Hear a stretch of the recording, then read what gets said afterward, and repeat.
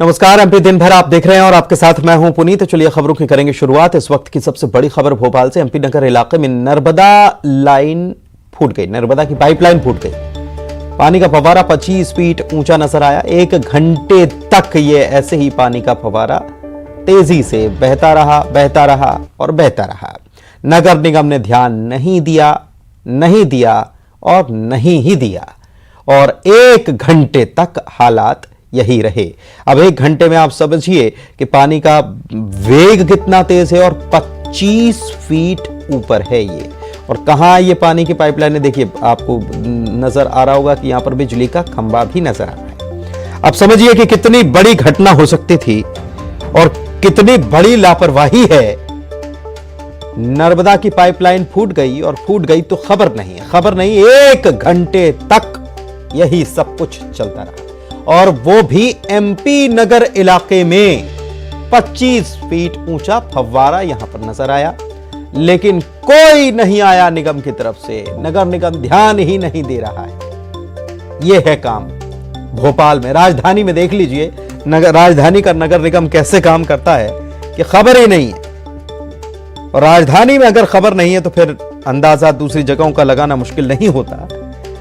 लेकिन बहरहाल भोपाल नगर निगम की कार्यशैली इससे पता चलती है कि 1 घंटे तक यहां पर ऐसे ही तेजी से पानी बहता रहता है। और वो भी कहां पर, देखिए नजर आ रहा है कि ये बिजली का खंभा नजर आ रहा है ख्याल से, और वहां पर तेज रफ्तार में 25 फीट ऊपर तक, बल्कि और ज्यादा कहा जाए तो गलत नहीं होगा। देखिए ऐसे ही पानी की बर्बादी भी होती रही और अगर कुछ घटना हो जाए, दुर्घटना हो जाए तो फिर कौन है देखने वाला। एक्सक्लूसिव तस्वीर, पानी का 25 फीट ऊंचा फव्वारा नजर आया भोपाल के एमपी नगर इलाके में।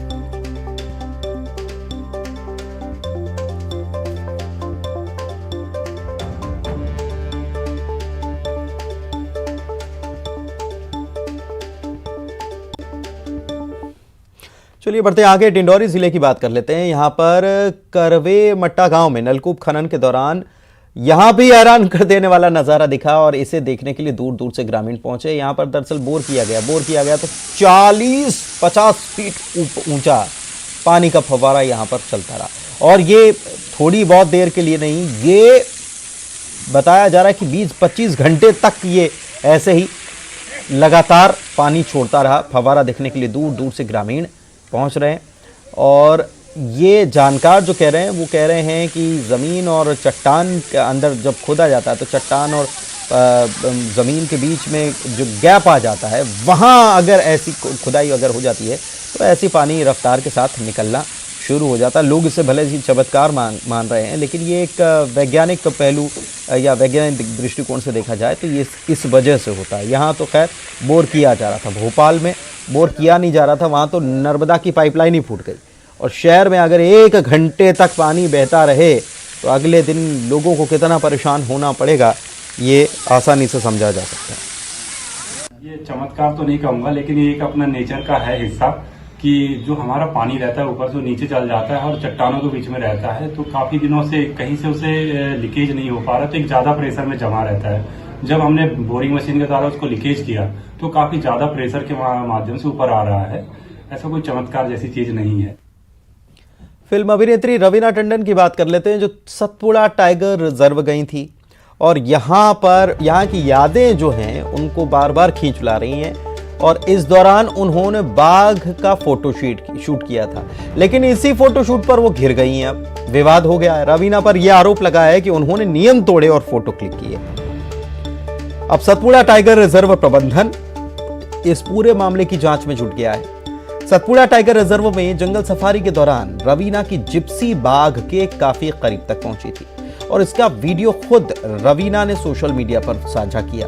अब वीडियो सामने आने के बाद सतपुड़ा टाइगर रिजर्व प्रबंधन जो है उसने आपत्ति जताई है। सतपुड़ा टाइगर रिजर्व के बोरी एसडीओ धीरज सिंह चौहान इसकी जांच रिपोर्ट सौंपेंगे। बता दें कि पिछले हफ्ते रवीना अपनी बेटी के साथ सतपुड़ा टाइगर रिजर्व की चुरना रेंज में जंगल सफारी करने आई थी और सफारी के दौरान ध्यान रखना होता है कि जिप्सी बाघ के रास्ते में न आए, जबकि उन्होंने जिप्सी को आगे पीछे करते हुए टाइगर की फोटो शूट की। 25 नवंबर को रवीना टंडन ने ही जंगल सफारी के फोटो वीडियो ट्विटर अकाउंट से शेयर किए थे। वीडियो में बाघ दहाड़ते हुए भी आगे बढ़ता दिख रहा है। सबसे खास बात यह भी कि ये फोटो क्लिक करते हुए या तो उनकी बेटी है या फिर वो खुद है, और वीडियो उनकी बेटी ने खुद ने बनाया।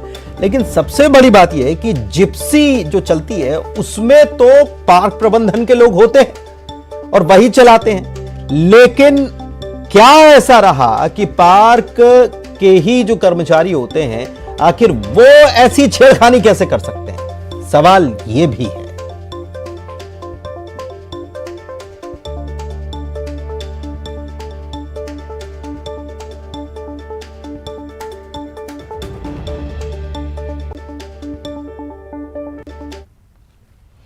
छत्तीसगढ़ की खबरों पर हमारी नजर लगातार बनी हुई है और एमपी की खबरों पर भी नजर लगातार हमारी बनी हुई है। इस बीच एक खबर आपको हम भोपाल से बता रहे हैं। आपके टीवी स्क्रीन पर यह खबर है। ठेकेदार के साथ हनी ट्रैप मामले से जुड़ी खबर यह है कि सोनाली की अग्रिम जमानत जिला कोर्ट ने खारिज कर दी। खजूरी थाना पुलिस ने एफआईआर दर्ज की थी। ठेकेदार मुकेश कुमार वर्मा की रिपोर्ट पर धारा पर एफआईआर हुई है। इंदौर से उज्जैन के लिए रवाना हो चुकी है भारत जोड़ो यात्रा। इसका सांवेर में स्वागत भी हुआ और महिलाओं में अच्छा खासा उत्साह यहां पर नजर आया। इस दौरान सांवेर की महिलाओं ने राहुल गांधी के लिए रक्षा सूत्र तैयार कर रखा था और रक्षा सूत्र उन्हें बांधा गया। तराना गांव में लगाए गए मंच पर प्रसिद्ध व्यंग्यकार कवि संपत सरल नजर आए। पूर्व सीएम कमलनाथ ने मंच पर उनका सम्मान किया। बता दें कि भारत जोड़ो यात्रा का सांवेर में रात्रि विश्राम है और मंगलवार सुबह 6 बजे ये यात्रा उज्जैन के लिए रवाना हो जाएगी। राहुल गांधी जी आए हैं, उनकी प्रवेश हुई यात्रा, तब से ही महिलाओं में उनका बहुत ज़्यादा उत्साह है। मेरे यहाँ भी कम से कम 500 महिलाओं ने जब उनका स्वागत करा तो उसको देखते लगता है कि राहुल जी महिलाओं के बीच में बहुत, क्योंकि मैं भी एक महिला हूँ तो मेरा भी है कि वो भाई के रूप में मैं उनको देखती हूँ। इंदौर में राहुल गांधी की भारत जोड़ो यात्रा के दौरान म्यूजिकल नाइट का भी आयोजन किया गया था, जिसे देखते हुए राहुल गांधी समेत सभी नेता पहुंचे थे और इस कार्यक्रम में बड़ी संख्या में यूथ भी था, युवा भी थे। लेकिन भीड़ में कुछ युवा लोकमाता अहिल्याबाई होलकर की प्रतिमा लेकर नाचते दिखाई दिए, ऐसा आरोप लगा है और इस पर बीजेपी आपत्ति भी जता रही है। लेकिन कार्यक्रम के आयोजक और कांग्रेस के राष्ट्रीय सचिव सत्यनारायण पटेल का कहना है कि यह कार्यक्रम युवाओं को पार्टी से जोड़ने के लिए रखा गया था, जिसमें बीजेपी के मुखबिर शामिल हुए और यह फेक वीडियो बनाया गया है। कांग्रेस इसकी शिकायत करेगी।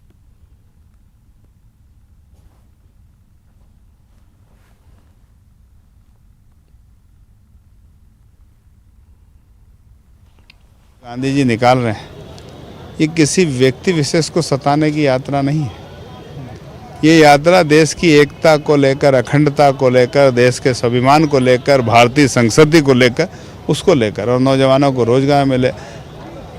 बाबा साहब भीमराव अंबेडकर जी द्वारा जो संविधान रचा है उसका मौलिक अधिकार मिले, उसको लेकर ये काम हो रहा है। तो जो आज फेक वीडियो हो, फेक बातें हो, ये बिल्कुल आप सबके हमारे सामने हैं। इंदौर में भारत जोड़ो यात्रा के दौरान राहुल गांधी रविवार को राजवाड़ा पर न केवल ना तो माता अहिल्या की प्रतिमा पर नमन करने गए और ना ही बड़ा गणपति मंदिर में भगवान गणेश के दर्शन किए गए। इस पर बीजेपी राहुल गांधी को निशाने पर ले रही है, एक बार फिर उन्हें चुनावी हिंदू बता रही है।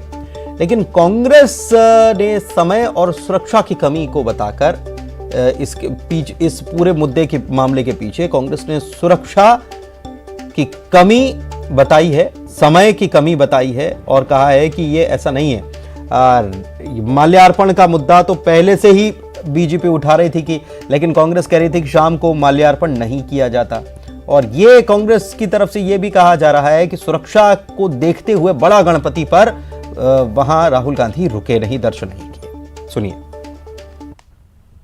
जो गणेश जी जिनके बारे में कहा जाता है कि हर अच्छे काम की शुरुआत गणेश वंदना से होती है, गणेश जी के दर्शन से होती है, और इंदौर का बड़ा गणपति का मंदिर जो प्रसिद्ध है उसके सामने से यात्रा प्रारंभ कर रहे हैं, गाड़ी में बैठ के निकल जा रहे हैं, ना उतर रहे हैं ना नमन कर रहे हैं। यदि उनके पास समय की भी कमी थी तो वो बाहर से भी हाथ जोड़ सकते थे, दर्शन कर सकते थे, लेकिन उन्होंने मंदिर की तरफ देखा नहीं। इससे समझा जा सकता है कि खुद को चुनावी हिंदू सम्राट बनाने वाले राहुल गांधी जी की वास्तविकता क्या है। जो सवाल ही नहीं बनता भाई इतनी भीड़ जा रही है, साथ में लोग जा रहे हैं, पूरा कानून व्यवस्था का मामला है। उस समय कहीं डाइवर्ट होके उसमें से संभव नहीं होता है, इसलिए इनकी सब बेमतलब की बातें, क्योंकि इनको कोई बचा नहीं है। इस यात्रा को देख रहे हैं, इतनी सफल हो रही है, इनके पैरों की जमीन खिसक रही है, कुछ कर नहीं पा रहे। राहुल गांधी की भारत जोड़ो यात्रा पर प्रदेश के कृषि मंत्री ने बड़ा हमला बोला और राहुल गांधी के परिवार ने ही भारत तोड़ा, ये भी आरोप लगा दिया।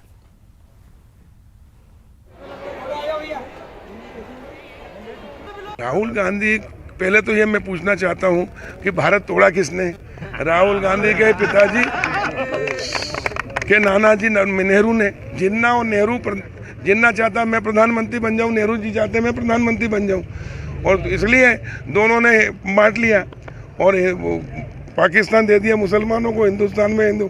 उसके बाद में कश्मीर में 370 के अनुच्छेद की छूट किसने दी? कांग्रेस ने।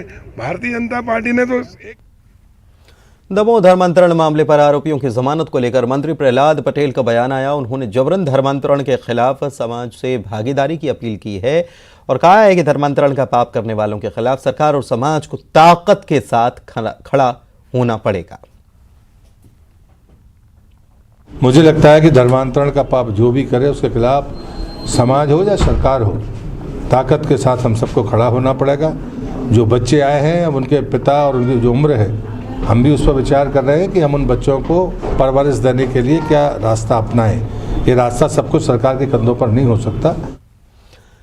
खरगोन के पूर्व बीजेपी विधायक बाबूलाल महाजन ने सर्व शिक्षा अभियान में 9 करोड़ के घोटाले के गंभीर आरोप लगाए हैं और अपनी ही सरकार के नौकरशाहों के भ्रष्टाचार की पोल खोलने का संकल्प लिया है। उनका आरोप है कि फर्जी बिल लगाकर डीपीसी, बीआरसी और जन शिक्षक बच्चों की खेल सामग्री, रंगाई पुताई, स्टेशनरी और फर्नीचर की कॉन्टिंजेंसी रकम को खा गए, यह आरोप उन्होंने लगाया। पिछले 2 साल से खरगोन में 9 ब्लॉक हैं। 9 ब्लॉक में 2 सामान्य है, बाकी 7 ब्लॉक SC ST के हैं। इसके अंदर करीब 2,50,000 छात्र पढ़ते हैं, जो इस मिडिल और प्राथमिक शाला में और स्कूल भी, शिक्षक विहीन स्कूलें भी हैं, उसके अंदर भी बच्चे अपने पढ़ते हैं। लेकिन वहाँ पर इतने बच्चे और कम से कम 2,500 अध्यापक यहाँ पर कार्यरत हैं।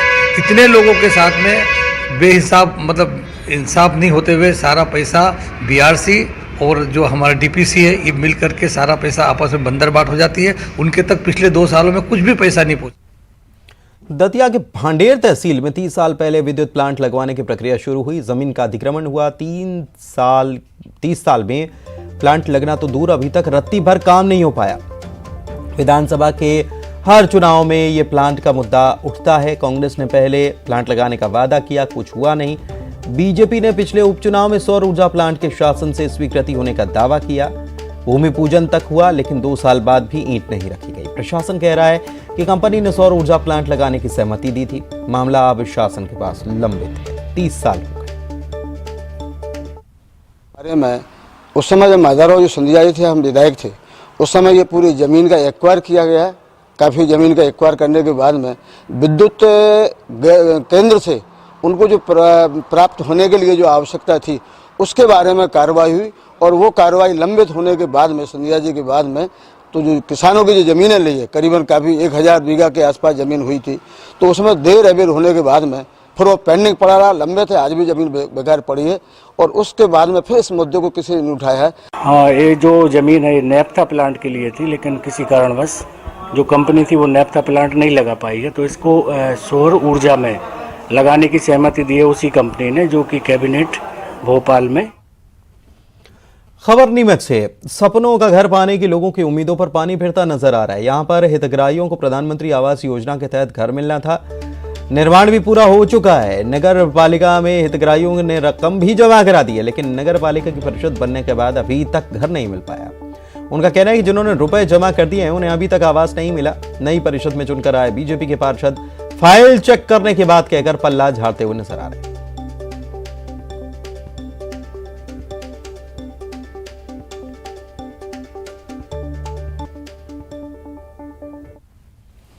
एक और सरकार परिवार नियोजन को बढ़ावा देने के लिए तमाम योजनाएं चला रही है। दूसरी ओर हरदा में परिवार नियोजन के लिए ऑपरेशन कराने आई महिलाओं को रजिस्ट्रेशन के लिए परेशान होना पड़ा। 6 आदिवासी महिलाएं 70 किलोमीटर दूर से आईं। अस्पताल पहुंचने में थोड़ी देरी हुई तो रजिस्ट्रेशन करने से मना कर दिया गया। परिवार नियोजन कार्यक्रम प्रभारी डॉक्टर राजेंद्र ने कहा कि महिलाओं का रजिस्ट्रेशन कर लिया गया है और उन्हें अब समय भी दे दिया गया है।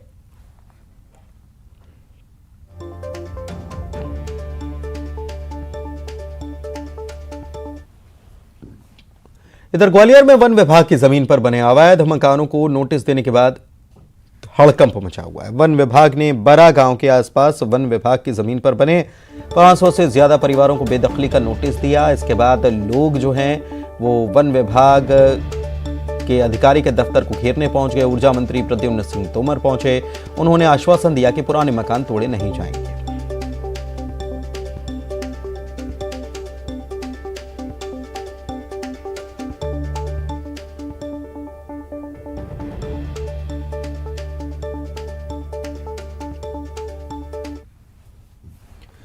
नेपानगर वन परिक्षेत्र में लगातार हो रही कटाई को रोकने के लिए जिला प्रशासन वन विभाग सख्त है और अतिक्रमणकारियों पर नजर बनाए हुए है।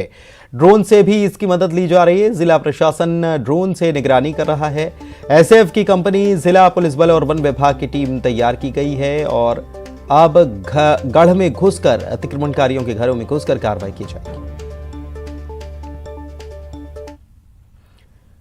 इधर वन परिक्षेत्र में वन कटाई से ग्रामीण नाराज हैं और सड़क पर उतर आए हैं। महिलाएं, पुरुष, बच्चे जंगल बचाने की अपील करते हुए नेपानगर में नजर आए और प्रशासन से कार्रवाई करने की मांग की।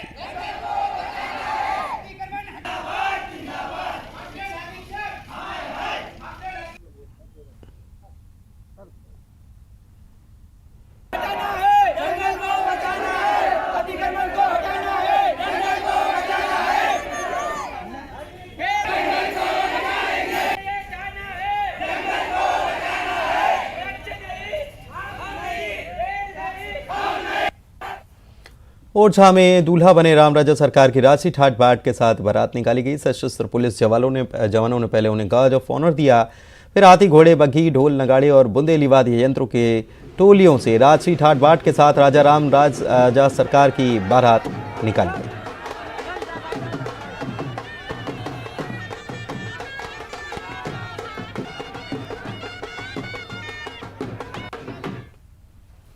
डिंडौरी के 9वीं के छात्र रुद्र प्रताप का कलेक्टर बनने का सपना आखिरकार पूरा हो गया। उनकी खुशी का ठिकाना नहीं रहा जब कलेक्टर विकास मिश्रा ने उन्हें कलेक्टर की कुर्सी पर बिठाया। विकास मिश्रा के आमंत्रण पर रुद्र प्रताप अपने माता पिता के साथ कलेक्ट्रेट पहुंचे थे और कलेक्टर ने उनका वेलकम किया, छात्र को अपनी कुर्सी पर बैठाया और कामकाज के बारे में समझाया। कलेक्टर ने जब धनुआ सागर हायर सेकेंडरी स्कूल का औचक निरीक्षण किया था तो रुद्र प्रताप ने अपनी इच्छा बताई थी कि वो कलेक्टर बनना चाहता है।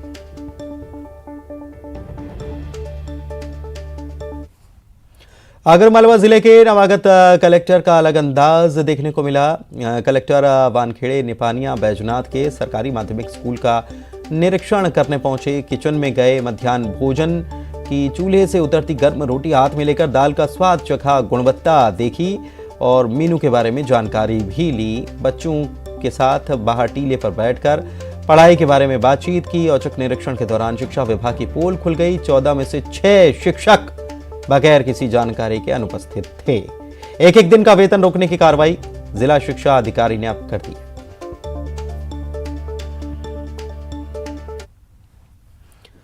बांधव का टाइगर रिजर्व से ऐसा वीडियो आया जिसे देखकर रोमांच से भर जाएंगे। तालाब से गुजरते हुए बाघिन को आप देखेंगे तो जल भराव को पार करती हुई बाघिन गहराई आ जाने पर खूबसूरत अंदाज में छलांग मारती हुई नजर आई है।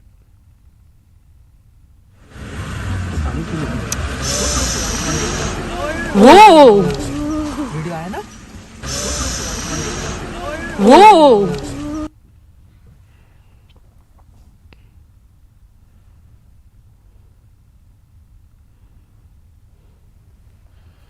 एमपी में विधानसभा चुनाव से पहले माननीय खुद को फिट बनाने में जुटे हुए हैं।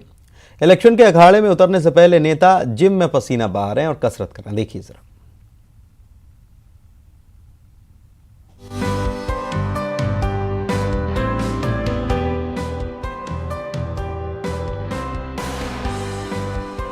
नेताओं को सियासी कसरत करते आपने खूब देखा होगा। लेकिन एमपी में अब विधायक खुद को फिट रखने के लिए फिजिकल एक्सरसाइजेस भी कर रहे हैं। विधायकों की फिटनेस के लिए विधानसभा की तरफ से भोपाल में विधायक विश्राम गृह में ओपन जिम बनाया गया है, जहां विधायक कसरत करते नजर आ रहे हैं। सिंगरौली से बीजेपी विधायक राम लल्लू वैश्य, टीकमगढ़ से विधायक राकेश गिरी भी अब ओपन जिम में पसीना बहाते दिखे।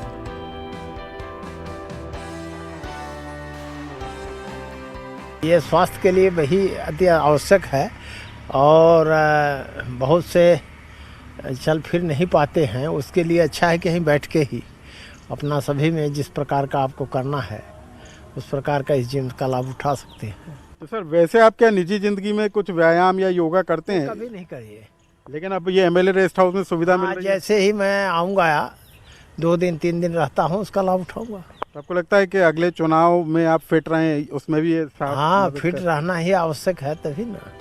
एमपी में विधानसभा चुनाव से पहले विधायक स्टैमिना बढ़ाने में जुट गए हैं। बीजेपी विधायक जहां जिम में पसीना बहा रहे हैं, कांग्रेस नेता सड़क पर दौड़ लगा रहे हैं।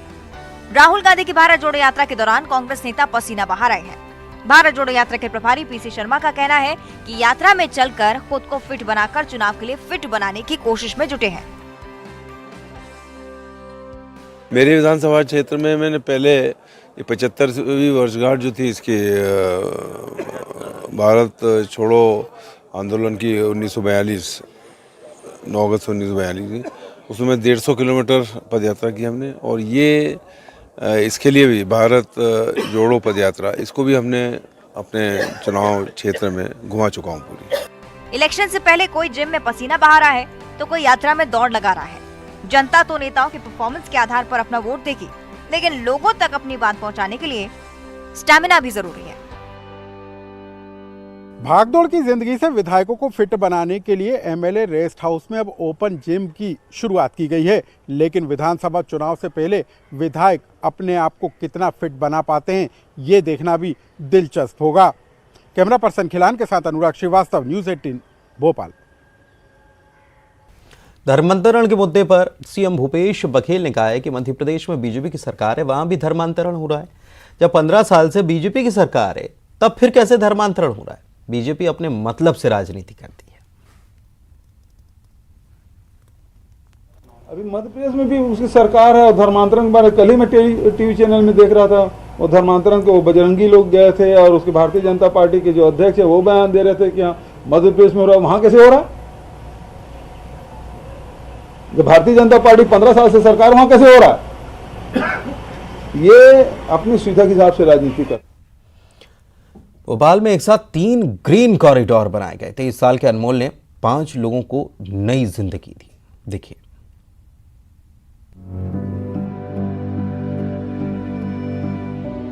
आंखों में आंसू हैं, लेकिन एक सुकून भी है। सुकून इस बात का कि अनमोल भले ही अब इस दुनिया में नहीं है, लेकिन 5 लोगों की जिंदगी उसने बचा ली है। उसका दिल अहमदाबाद में धड़केगा। यही नहीं, किडनी और दूसरे अंग भोपाल, इंदौर, हैदराबाद के मरीजों को ट्रांसप्लांट किए जाएंगे। ये अनमोल के ही अंग हैं जिनको ले जाने की तैयारी हो रही है। राजधानी भोपाल में आज 3 ग्रीन कॉरिडोर बनाए गए हैं। ये अनमोल जैन, जिसकी 17 नवंबर को एक सड़क हादसे में ब्रेनडेड हुआ था और उसके बाद उसके अंगों को दूसरे राज्यों में प्रत्यार्पण के लिए भेजा जा रहा है। इसका हृदय जो है वो अहमदाबाद भेजा जा रहा है, जिसमें आप देख सकते हैं तस्वीरों में उसके हृदय को यहाँ से एयरपोर्ट भेजा जाएगा और वहाँ से वो बाय एयर अहमदाबाद जाएगा। इसके अलावा 3 और 2 अन्य जो कॉरिडोर और भी बनाए जाएंगे, जो एक जो है गाड़ी इंदौर जाएगी जो उसके कुछ अंगों को लेकर जाएगी, और इसके अलावा एक जो है वो भोपाल के हमीदिया अस्पताल जाएगी। सुहागपुर के रहने वाले 23 साल के अनमोल जैन का 17 सितंबर को एक्सीडेंट हो गया था। निजी अस्पताल में अनमोल को ब्रेन डेड घोषित कर दिया गया। इसके बाद परिवार ने मिलकर अनमोल का अंग दान करने का फैसला किया, जिसके बाद प्रदेश और देश के ऐसे जरूरतमंद लोगों को खोज निकाला जिन्हें अंगों की बेहद जरूरत थी। भोपाल में 3 ग्रीन कॉरिडोर बनाकर अनमोल जैन का हृदय एम्बुलेंस से एयरपोर्ट भेजा गया, जहां से उसे अहमदाबाद ले जाया गया। इसके साथ ही उसकी किडनी चिरायु अस्पताल और लीवर इंदौर भेजा गया, जबकि आंखें और स्किन हमीदिया अस्पताल को दान की गई। अनमोल जैन के बड़े भाई गौरव जैन का कहना है कि उनके परिवार के लिए अनुदान का फैसला लेना बेहद ही मुश्किल था, लेकिन उन्होंने ये सोचा कि अनमोल के अंगों से यदि लोगों को जीवन दान मिल सकता है तो ऐसे में उन्हें ये फैसला ले लेना चाहिए। अगर आप किसी की जान बचा सकते हैं तो आप बिल्कुल निसंकोच इस चीज़ को करिए, ये बहुत अच्छा प्रयास है। अगर आपके कारण कोई और अच्छे से जीवन व्यतीत कर सकता है आपके जाने के बाद, तो उससे ज़्यादा पुण्य की काम और कुछ नहीं हो सकता। अनमोल भले ही अब इस दुनिया में नहीं है, लेकिन उनके अंगों ने जिन्हें जीवन दिया है उनके जरिए अनमोल अमर हुआ। अनमोल के परिवार ने बड़ा दिल दिखाया और उस पहल की जितनी तारीफ की जाए कम है। Bureau report, news 18। बुलेटिन में इतना ही।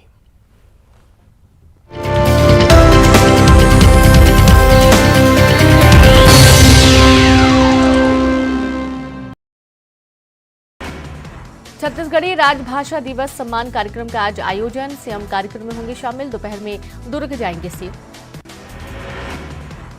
छत्तीसगढ़ के मुख्यमंत्री भूपेश बघेल ने गुजरात में किया प्रचार। भावनगर जिले के पालीताना में की जनसभा। कहा, लोकतंत्र में मतदाता सबसे ज्यादा मजबूत। ईडी-आईटी की छापेमारी पर सीएम भूपेश बघेल का बयान। कहा, भ्रष्टाचार के खिलाफ कार्रवाई का स्वागत। पूछताछ के दौरान मारपीट की शिकायत मिलने पर पुलिस करेगी कार्रवाई। मनेंद्रगढ़ में फव्वारा चौक का नाम बदलने पर सियासत। सुरभि पार्क का नाम राजीव गांधी के नाम पर करने की विधायक ने की अनुशंसा। पूर्व नगर पालिका अध्यक्ष ने जताई आपत्ति।